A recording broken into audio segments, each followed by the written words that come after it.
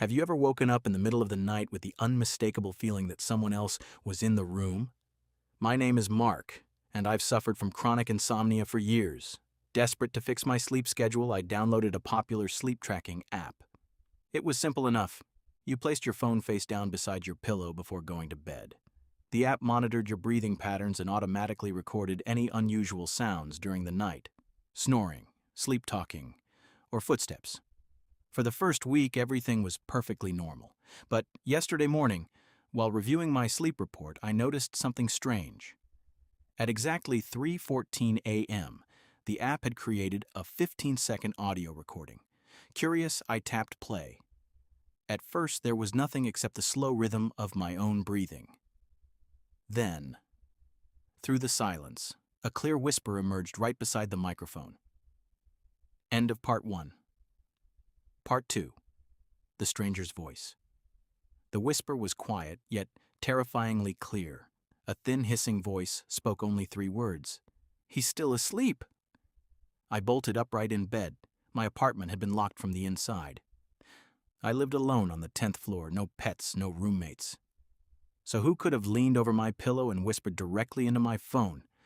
I convinced myself it had to be radio interference, or perhaps sleep paralysis. Maybe I'd somehow spoken in my sleep using a strange voice. Trying to calm down, I visited the app's community forum. I wanted proof that it was just another software bug. Instead, I found hundreds of terrified posts. End of part 2. Part 3. The doomed thread. Dozens of users described exactly the same experience. Every recording had started at 3:14 a.m. Every recording contained an unfamiliar voice. One man from Canada uploaded his file.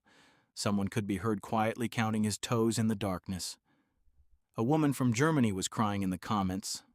Her recording captured an unknown voice softly singing an old lullaby directly above her ear.